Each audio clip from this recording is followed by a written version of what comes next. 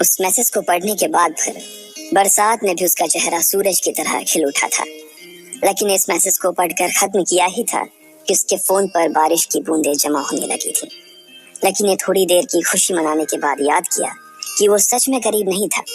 असल में उसके परिवार ने उसे एक परीक्षा में डाल रखा था जिसका नाम था गरीबी अभ्यास परीक्षा। इस परीक्षा के तहत लकी को अग्रवाल खानदान में उसके नाम की जमीन और जायदाद पर तभी हक मिलने वाला था जब वो इस परीक्षा को पास कर लेता। अचानक से उसे याद आया कि वो गरीब नहीं था बल्कि गरीब होने की परीक्षा दे रहा था। हालांकि परीक्षा देते देते उसे 8 बरस हो चुके थे, इसलिए उसे एहसास होने लगा था कि वो कभी परीक्षा को पास ही नहीं कर पाएगा और हमेशा हमेशा के लिए गरीब ही रह जाएगा। अच्छा हुआ चली गई, अब मिलना कभी। लकी ने होटल की तीसरी मंजिल की ओर देखा और पानी के अंदर ही अपना पैर पटक दिया। वो डिम्पल को कोस रहा था। उसने अपनी मोटरसाइकिल उठाई और फिर से चमन मेडिकल स्टोर जाने के लिए मुड़ने लगा। अगले दिन जब लकी की आंख खुली तो वो सीधा उठा और तैयार होकर शहर के सबसे बड़े बैंक न्यू सिटी बैंक पहुंच गया। न्यू सिटी बैंक न सिर्फ शहर का सबसे बड़ा बैंक था बल्कि वो सबसे अमीर बैंक भी था। वहां पर शहर के सबसे अमीर लोगों के ही पैसे जमा किए जाते थे। लकी वहां पैसे को निकलवाने के लिए जा रहा था। New city bank south Delhi में बसा हुआ था और उसके दरवाजे के बाहर महंगी से महंगी गाड़ी खड़ी थी। भाई, अब इसमें से कौन सी नई गाड़ी लेगा, लकी ने मन ही मन सोचा। उसे यकीन नहीं हो रहा था कि कल तक तो वो एक मोटरसाइकिल तक नहीं खरीद पा रहा था और आज वो एक कार, और वो भी इतनी महंगी कार खरीदने की सोच रहा था। फिर उसने अपनी नजर गाड़ी पर से हटाई और बैंक के अंदर जाने लगा। उसने देखा कि बाहर बहुत भीड़ थी और महंगे से महंगे कपड़े पहने लोग बैंक के अंदर जा रहे थे। कहाँ दवाओं की बदबू और कहाँ ये खुशबू। उसने एक बहुत ही गहरी सांस के अंदर ज्यादा से ज्यादा खुशबू को समेटने की कोशिश करते हुए अपने मन में सोचा, लेकिन अगले ही पल उसके मन में संकोच पैदा हो गया था। रातों रात लकी की किस्मत तो बदल गई थी, लेकिन उसके कपड़े नहीं बदल पाए थे। इतने बड़े बैंक में वो वही कपड़े पहनकर आ गया था जो वो अक्सर अपने काम पर पहनकर जाता था। पैसे लेते ही ना सबसे पहले नए कपड़े खरीदने, लकी ने अपने आप से कहा और फिर बैंक के अंदर दाखिल होने लगा। जैसे ही उसने दरवाजे को धक्का दिया, उसे आवाज आई, आउच! लकी थोड़ा सा हड़बड़ी में दिखाई दे रहा था और इस जल्दबाजी के चक्कर में वो एक लंबे बाल वाली लड़की से जा टकराया था जो कि उसके बगल में ही चल रही थी। माफ करना, मैं आपको देख नहीं पाया, सॉरी। लकी ने तुरंत उससे हाथ जोड़कर माफी मांगते हुए कहा। उस लड़की ने इतने अच्छे कपड़े पहन रखे थे कि उसे देखकर ही लग रहा था कि वो किसी अमीर घराने की लड़की थी, इसलिए सॉरी बोलते वक्त ना चाहते हुए भी लकी के हाथ उसके सामने जुड़ गए थे। लेकिन जब उस लड़की ने लकी के कपड़े और उसके हुलिये को देखा तो उसने अपनी नाक बाहों सिकोड़ ली। वो लगभग हर रोज इस बैंक में आया और जाया करती थी, लेकिन उसने आज तक इस बैंक के अंदर लकी जैसे फटीचर आदमी को घुसते हुए नहीं देखा था। उसके बालों में से आंवले के तेल की गंध आ रही थी। उसने गुस्से भरी नजरों से लकी की ओर देखा और बोली, क्यों नहीं देख पाए? मैं क्या ट्रांसपेरेंट हूँ? तुम्हें इतनी बड़ी लड़की दिखाई नहीं देती? इससे पहले कि बात आगे बढ़ती, उस लड़की ने देखा कि इस बैंक की मैनेजर यास्मीन पटेल उन दोनों की ओर बढ़ी चली आ रही है। उसने भी लकी को देखकर वैसी ही शक्ल बनाई थी जैसी शक्ल उस लंबी लड़की ने बनाई थी। I am so sorry miss, आपको कहीं लगी तो नहीं? यास्मीन ने उस लड़की से पूछा और फिर घिन्न भरी नजरों से लकी की ओर देखने लगी। लकी तमतमाती आंखों से उन दोनों को देखा जा रहा था। वो जानता था कि उसने इतनी जोर से भी दरवाजा नहीं खोला कि उसे चोट लग जाए, लेकिन असल में उसे यह मालूम नहीं था कि वो लोग उसे नहीं बल्कि उसके कपड़े को देख रहे थे। यास्मीन ने लकी को ऊपर से नीचे तक देखा और ना जाने उसके मन में क्यों शक पैदा हो गया। क्या आप मुझे बता सकते हैं कि आप यहाँ पर किस काम से आए हैं? यास्मीन ने बड़ी मुश्किल से अपने चेहरे पर एक मुस्कान लाते हुए कहा। वो उसका हुलिया देखकर ही समझ गई थी कि वो यहाँ का कस्टमर तो नहीं था। लकी ने अपने आप को संभाला और कहा, हाँ, वो मैं अपना पैसा निकलवाने के लिए आया था। पैसे निकलवाने के लिए आए हो? यास्मीन ने लकी की बात को ही दोहराते हुए कहा। वैसे तो वो लकी की बात पर जोर से हंसना चाहती थी, लेकिन उसने अपने आप को थोड़ा सा काबू में कर लिया था। लकी की बात सुनकर उसे लग रहा था कि वो कोई पागल था जो यहाँ जबरदस्ती घुसा चला आ रहा था। हाँ, तो क्या आपके पास कार्ड है? यास्मीन ने उससे आगे पूछा। न्यू सिटी बैंक का कार्ड हासिल करना एक बहुत ही मुश्किल भरा काम था। अगर किसी को भी उस बैंक का कार्ड लेना था तो सबसे पहले उस आदमी को अपने खाते में कम से कम 5 लाख रुपए जमा करवा कर रखने पड़ते थे, तब जाकर उसे कहीं कार्ड मिलता था। लेकिन लकी तो पहली बार ही यहाँ आ रहा था, इसलिए उसके पास कार्ड होने की कोई संभावना ही नहीं थी। लकी जब यास्मीन के सवाल का जवाब नहीं दे पाया तो यास्मीन ने फिर उससे पूछा, मैं पूछ रही हूँ कि आपके पास कार्ड है? वो समझ गई थी कि लकी पागल ही था जो कहीं से भागकर सीधा उनके बैंक में आ गया था। कार्ड नहीं मेरे पास। लकी ने उसके सवाल का जवाब दिया और वो फिर इधर उधर देखने लगा।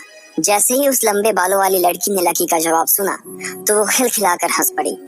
यास्मीन को तो सिर्फ लग रहा था कि वो पागल है, लेकिन वो लड़की तो अपने मन में मान चुकी थी कि यह लड़का कोई पागल ही है जो कहीं झोपड़ पट्टी से यहाँ आ गया है। इससे पहले कि आगे कोई कुछ कह पाता, उस लंबे बालों वाली लड़की के पिता वहां आ गए और बोले, चलो बेटी। उनके हाथों में कुछ कागजात थे। लकी ने देखा कि उन्होंने महंगा सा सूट पहन रखा था। उस लड़की ने यास्मीन के दोनों हाथों को पकड़ा और बोली, यास्मीन देखो, अगर इस तरह के सड़क छाप लोग तुम्हारे बैंक में ऐसे ही घुसते चले आए ना और बाकी कस्टमर्स को परेशान करने लगे तो तुम्हारे बैंक की इमेज और उसके शेयर्स दोनों को काफी नुकसान होगा। एक मैनेजर होने के नाते तुम्हें इन सब चीजों का ध्यान रखना चाहिए। मुझे उम्मीद है कि आगे मेरे साथ ऐसा कुछ नहीं होगा, उस लड़की ने कहा और अपने पिता के साथ बैंक के बाहर चली गई। अपना ध्यान रखना कोयल मैडम, मैनेजर ने उसकी गाड़ी तक छोड़ने के लिए आते हुए कहा। आज तो बाल बाल बच गई थी। कोयल और उसके पिता इस बैंक के सबसे पुराने और सबसे वफादार कस्टमर्स थे। अगर आज यास्मीन उन्हें नाराज कर देती और वो उसके बैंक से अपना खाता बंद करवा देते तो शायद यास्मीन की नौकरी तक जा सकती थी। और यह सब हो रहा था उस पागल लकी की वजह से। इसे जल्द से जल्द यहाँ से भगाना पड़ेगा, यास्मीन ने अपने आप से कहा और फिर बैंक के अंदर आने लगी।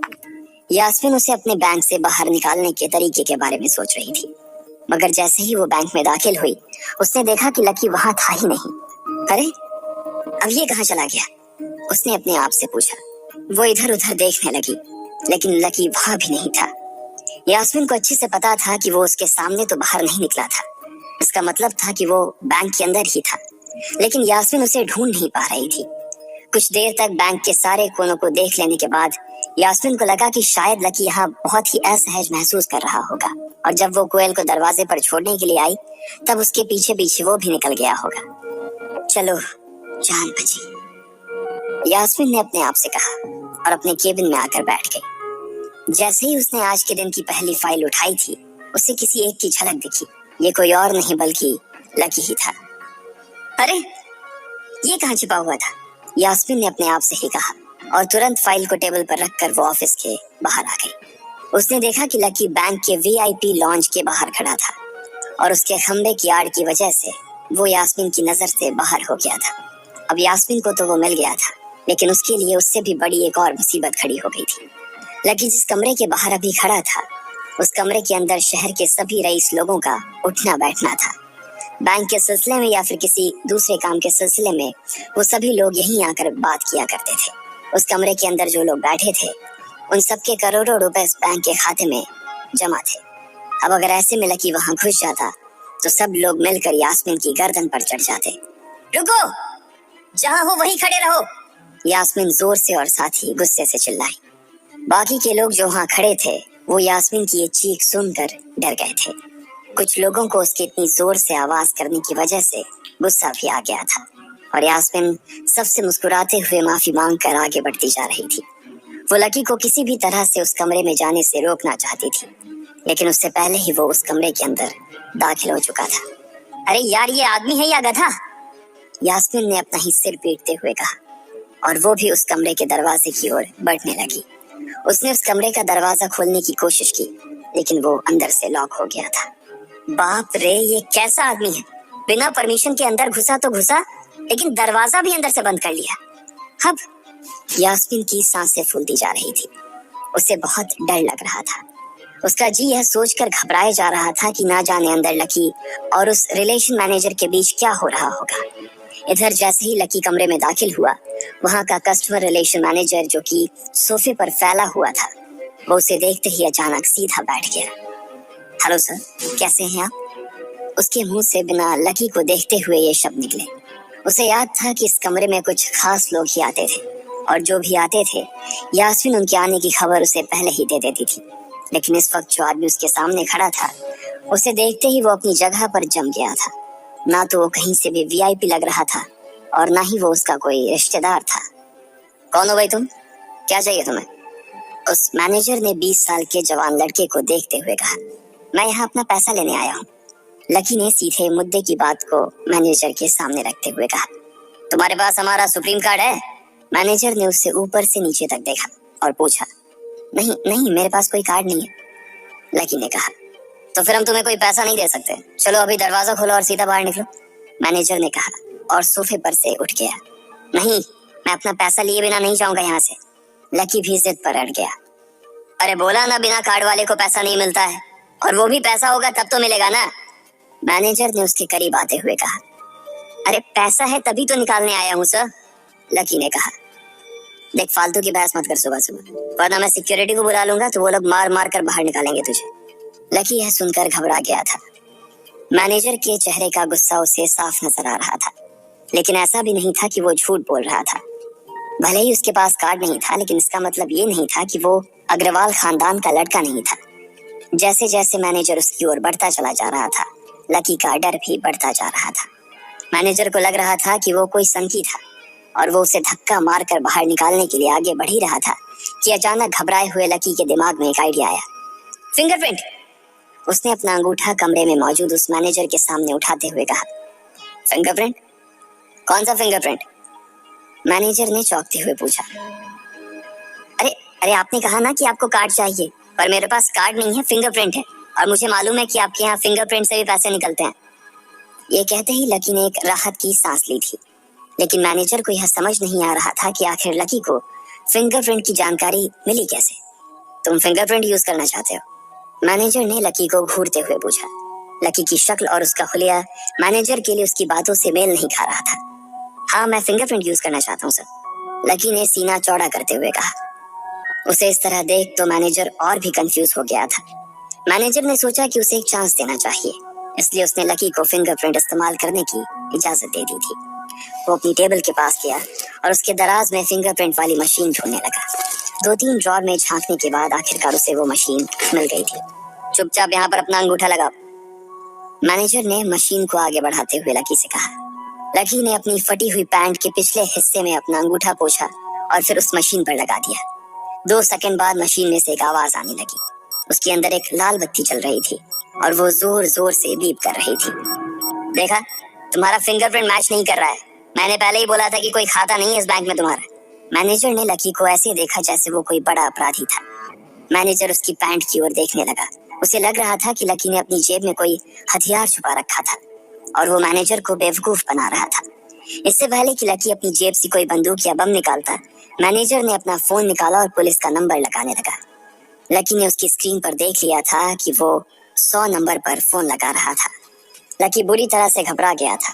वो बहुत ही उत्साह और जोश में अंदर तक तो चला गया था, लेकिन उसे मालूम नहीं था कि वो इतनी बड़ी मुसीबत में फंसने वाला है। अब आगे क्या होने वाला था? क्या लकी उसे पुलिस को बुलाने से रोक पाता? कहीं उसे कोई फेक मैसेज तो नहीं आया था? लकी कैसे इन मुसीबत से बाहर निकले?